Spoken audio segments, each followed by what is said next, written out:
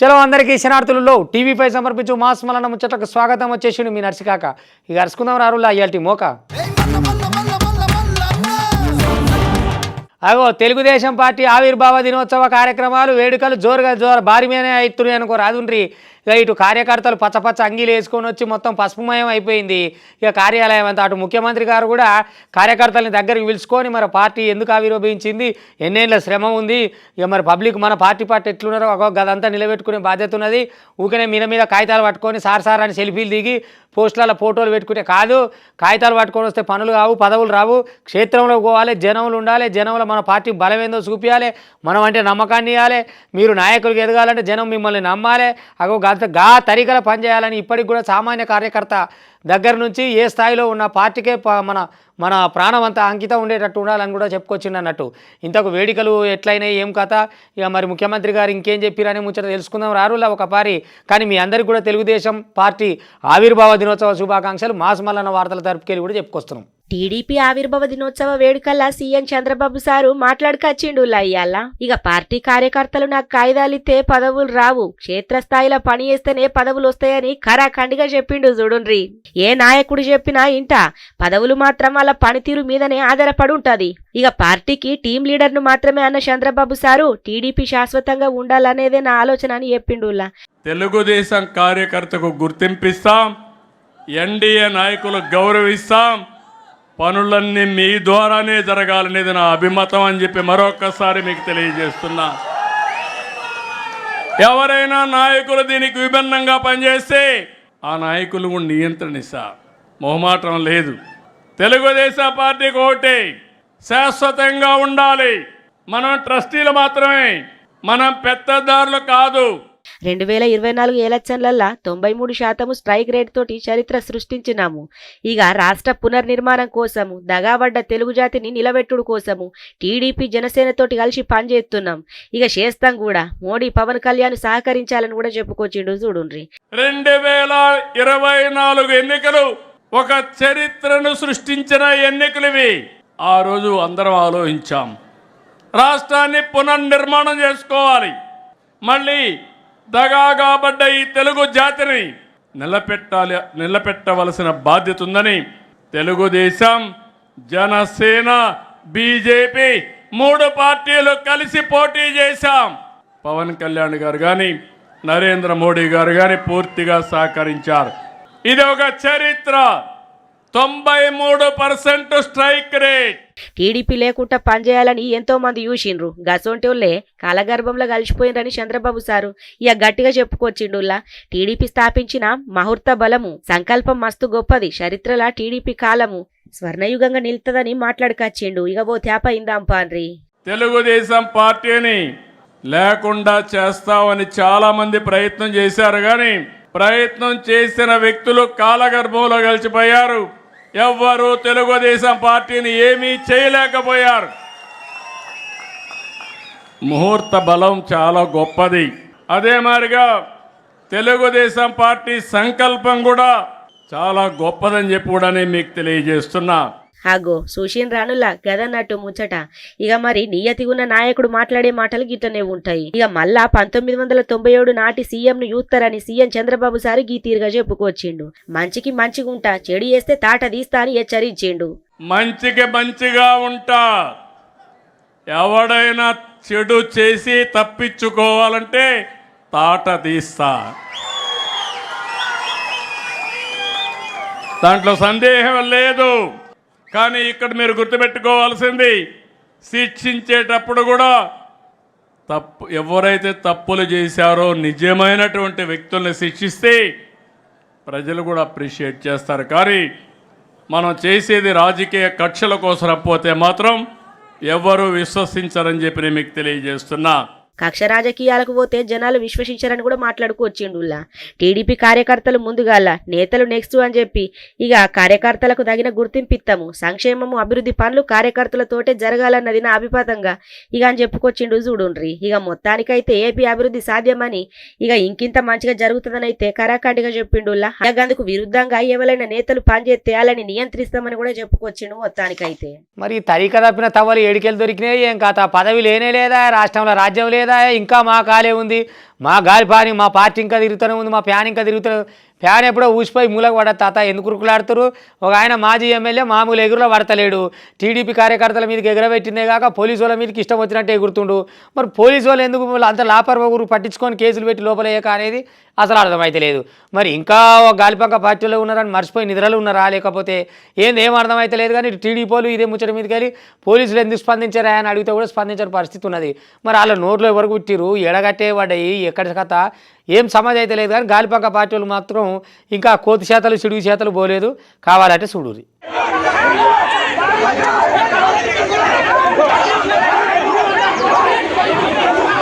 మరి గిట్ల ఏతే ఎట్లా అన్నట్టు చెప్పుండ్రి. ముందే గాలిపంక పార్టోళ్ళు అంటే వాళ్ళు పార్టీ నాయకుల రౌడీ షీటర్లు అన్నట్టే ఉంటది. గాలి చేసిన తప్పులని ఇడిసబెట్టుకుంటా వాళ్ళని కూడా ఇడిసబెడితే గిట్ల కాదా చెప్పుండ్రి. ఇక పెనుకొండ కాడ రాప్తాడు మాజీ ఎమ్మెల్యే తోపుదుర్తి ప్రకాష్ రెడ్డి రెచ్చిపోవుడుతోటి పోలీసుల వైఫల్యం ఉన్నదనైతే బగ్గనే కనబడుతున్నది. పోలీస్ అధికారులను పబ్లిక్ గా ఇష్టం వచ్చినట్టు అచ్చ తెలుగులో తిట్టినా కూడా పట్టించుకోకుండానే ఉన్నారు సత్యసాయి జిల్లా పోలీసోళ్ళు. రామగిరి ఎంపీపీ కార్యాలయం కాడ ఏటకొడు వాళ్ళు జిల్టన్ 6 తీసుకొని హత్యాయత్నం కేసు నమోదు చేసిండ్రు రామగిరి పోలీసులు. మరిగా కేసు పెట్టినాక అదుపులకు తీసుకుంటారా లేకపోతే ఇడిసబెడతారా అనుల్లా.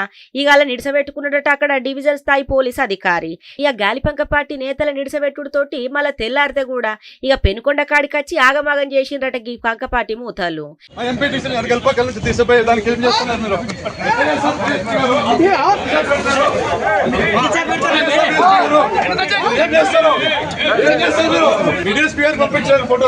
లీవ్ లో ఉండేవాడు ఎట్లా వస్తాడు? లీవ్ లో ఉండేవాడు ఎట్లా వస్తాడు? పంపిస్తారా లేదా? పెనుకొండ తహసీల్దార్ కార్యాలయంలకు రాప్తాడు మాజీ ఎమ్మెల్యే ప్రకాష్ రెడ్డి దూసుకుపోయిన సమయంలో చెలరేగిపోయినరు ఈ గాలిపంక పార్టీ మూకలందరూ కలిసి. పెనుగొండల గాలిపంక పార్టీ నేతలు వివరించిన తీరు మీద మొత్తానికైతే మస్తు గరమైతుండ్రు. ఇక నిలువరించాల్సిన అధికారులు ప్రకాష్ రెడ్డిని తిట్టుకుంటా రెచ్చగొట్టుకుంటా ఇక అలా మీదికి వస్తున్నా పట్టించుకోలేరట పోలీసులు. గిదేం తీరు గిదేం లెక్క అని చెప్పి ముచ్చట చూసిన పబ్లిక్ అయితే మస్తు గరం మీద ఉన్నారు. వీళ్ళ సక్కదనం పాడుగాను పబ్లికుల పోలీసులను తిట్టుకుంటా గింత ఆగం చేస్తారు. పెనుకొండ తహసీల్దార్ కార్యాలయం ముంగట గాలిపంక పార్టీ నేతలు దూసుకుపోతుంటే ఎందుకు పోలీసులు ఉత్తగా చూస్తారు సినిమా చూసినట్టు అని చెప్పి మొత్తానికైతే టీడీపీ నేతలు మస్తు గరమైనరులా. పెనుకొండల ప్రకాష్ రెడ్డి వెనుక ఉన్న రౌడీ షీటర్లు రామగిరి ఎంపీపీ కార్యాలయం కాడ ఇక కేసు నమోదైన నేతల మీద చర్యలు ఎక్కడ తీసుకున్నారు, గిట్లనే ఉంటదా అని చెప్పి మొత్తానికైతే మస్తు గరమైతున్నారు. మరి ఏం కత్తున్నదో వెనకంగా.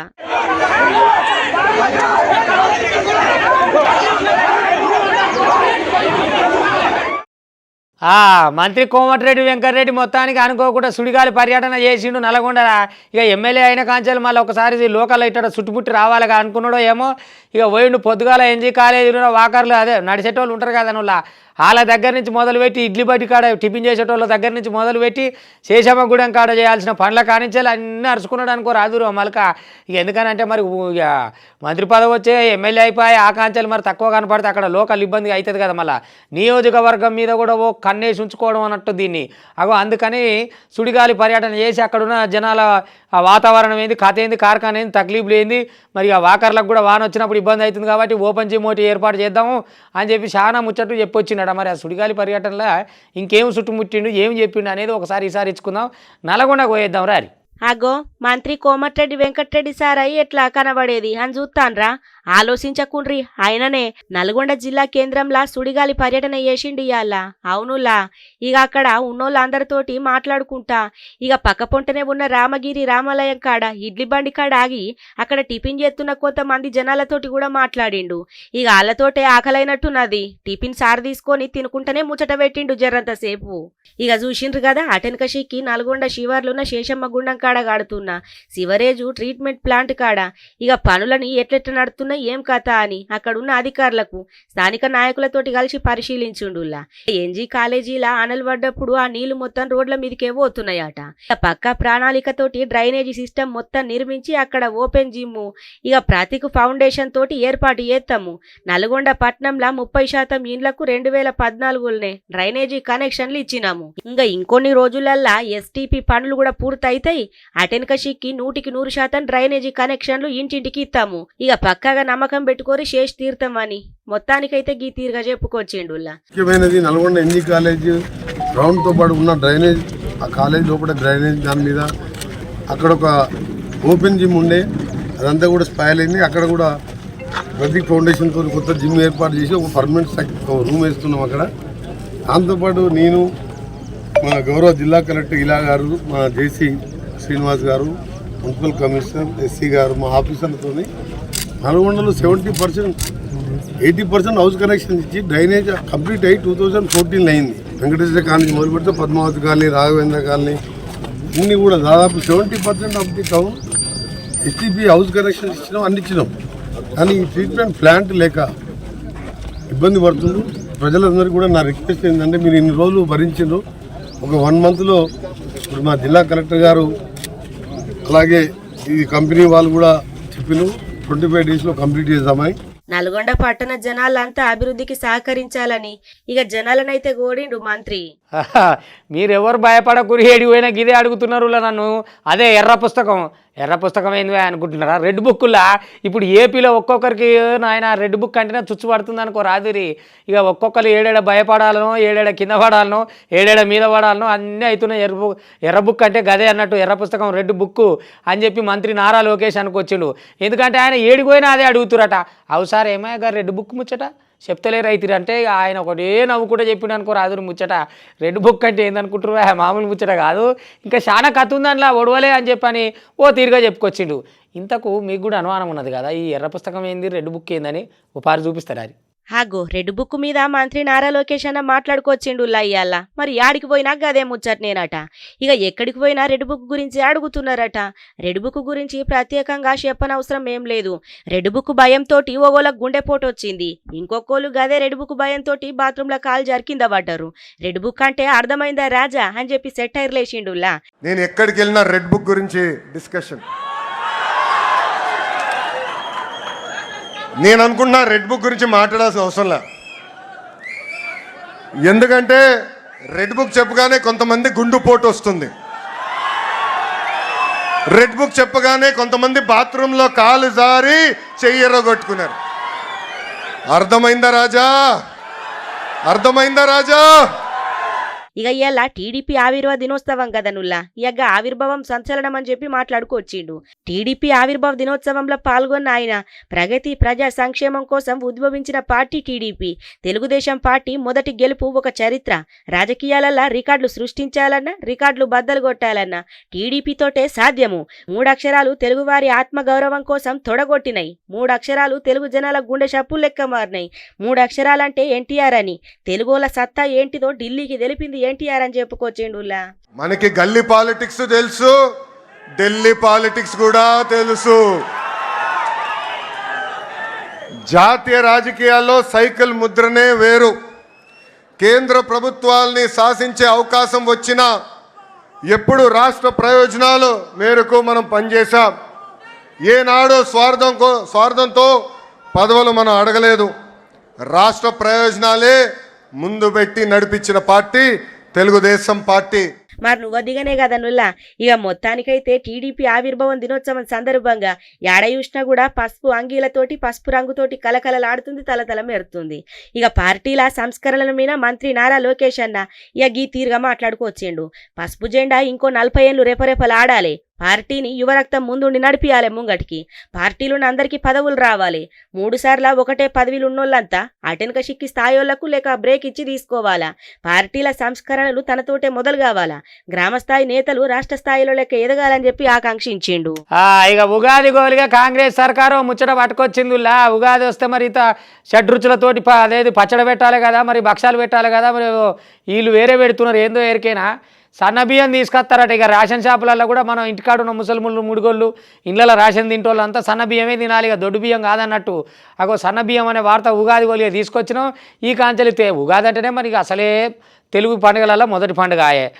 ఈ తెలుగు న్యూ ఇయర్ ఓలిగా మరి సన్న బియ్యం అనే మంచి ముచ్చట పట్టుకొని వచ్చిర్రు. ఇక రేషన్ షాపులలో ఇస్తారట.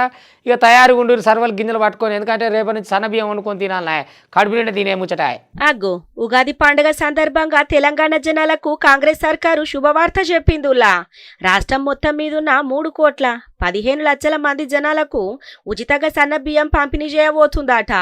ఇక రాష్ట్ర జనాభాల 80 నుంచి 84% మందికి ఈ పథకంతో లబ్ధి చేకూరుతుందన్నట్టు. రేపు హుజూరాబాద్ లా ఈ పథకాన్ని సీఎం రేవంత్ రెడ్డి సార్ చేతుల మీద షురూ చేస్తారట నుల్లా. ఇక ఇప్పుడు తెలంగాణలో 90 లక్షల రేషన్ కార్డులున్నాయి. కొత్తగా ఇంకో 10 లక్షల కార్డులు పెరుగుతున్నాయట చూడుండ్రి. దీంతో మొత్తం 1 కోటి కార్డులు అయిపోతాయి అన్నట్టు. ఇక లబ్ధిదారుల సంఖ్య ప్రస్తుతము 2.85 కోట్లు ఉండగా ఇంకో 30 లక్షల మందికి కొత్తగా రేషన్ అందబోతున్నది అన్నట్టులా.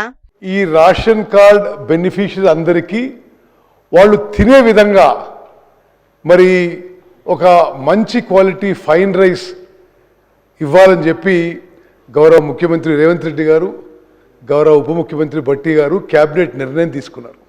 అదేవిధంగా ఉగాది రోజున 30 తారీఖున గౌరవ ముఖ్యమంత్రి గారితో ఈ పీడిఎస్లో ఈ రేషన్ కార్డ్ బెనిఫిషరీస్కి ఫైన్ రైస్ ఇచ్చే స్కీమ్ మరి రాష్ట్ర వ్యాప్తంగా లాంచ్ చేయడం జరుగుతుంది. ఉగాది పర్వదినం సందర్భంగా రేపు సీఎం రేవంత్ రెడ్డి సారు ఈ పథకాన్ని షురూ చేస్తాండు. ఇక పౌర సరఫరాల శాఖ మంత్రి ఉత్తమ్ కుమార్ రెడ్డి ప్రాతినిధ్యం వహిస్తున్న హుజూర్ నగర్ నియోజకవర్గ కేంద్రము ఇక దీనికి వేదిక కాబోతుందిలా. ఇక రేపు పొద్దుగుకి 6 గంటలకు అక్కడ జరిగే పెద్ద బహిరంగ సభల సన్నబియ్యం పంపిణీ సీఎం లాంఛనంగా షురూ చేస్తాడన్నట్టు. ఇక గిందుకోసము 20 మంది రేషన్ కార్డుదారుల్ని ప్రాథమికంగా గుర్తించి సుమారు 10 మందికి రేవంత్ రెడ్డి సారు, ఉత్తమ్ కుమార్ రెడ్డి సారు చేతుల మీదుగా సన్నబియ్యాన్ని అందిస్తారట. ఏప్రిల్ 1వ తారీఖు నుంచి రాష్ట్రం మొత్తం మీద అన్ని రేషన్ దుకాణాలలో సన్నబియ్యం పంపిణీ చేస్తామని చెప్పి మొత్తానికైతే మంత్రి ఉత్తమ్ చెప్పుకొచ్చిండు. మరి అయ్యా వచ్చే నెల లగ్గం ఉన్నదిలా, మీరు తయారుగా ఉన్నారా? ఎవరు లగ్గమే? నువ్వు గమ్మతున్నావు. లగ్గం అంటే ఎవరు లగ్గం, ఎట్లా లగ్గం, ఏం సంగతారా? శ్రీరాముల వారి కళ్యాణం ఉన్నదిలా భద్రాద్రిలా. ఇక ఆ కళ్యాణానికి కావాల్సిన ఏర్పాట్లు ఇప్పటి నుంచే మొదలు పెట్టిరు. మరి పిల్లగానికి పట్టు వస్త్రాలు కావాలి కదా. ఇగో ఈ హైదరాబాద్ పట్టణంకి వెళ్ళి నేత మగ్గాలు తీసుకొని పోయి ఆడ సురువు చేసిరన్నట్టు పనులు. ఎసొంటి చీరలు కావాలి, ఎసొంటి మరి పిల్లగానికి కావాల్సిన అన్ని పట్టు దోతులు అవన్నీ ఉంటాయి కదా. అగో అవన్నీ తయారు చేస్తానికి నేతన్నలు కూడా పోయిరట. ఇక లగ్గం పనులు బాగా సురువైనాయి అనుకోరు. అదురు అక్కడ ఎక్కడోళ్ళు అక్కడ ఎవరి మీదనే ఉర్రుగా ఇది చేస్తోళ్ళు ఇది చేయాలి, అది చేస్తోళ్ళు అది చేయాలి. పెళ్లి వంటల కాంచెలు, వార్పుల కాంచెలు మొదలు పెడితే పిల్లగానికి ఏం కావాలి లగ్గములకు అవన్నీ తయారుగా ఉన్నాయి. ఇప్పుడు పట్టు వస్త్రాలు అయితే సురువు చేసిరట. ఓ పారి మనం కూడా దండాలు పెట్టుకొని వద్దాం రారి. పిల్లగాని చూద్దాం, అట్నే గుడిని చూద్దాం, పట్టు వస్త్రాలు ఎట్టున్నాయో చూద్దాం రారి.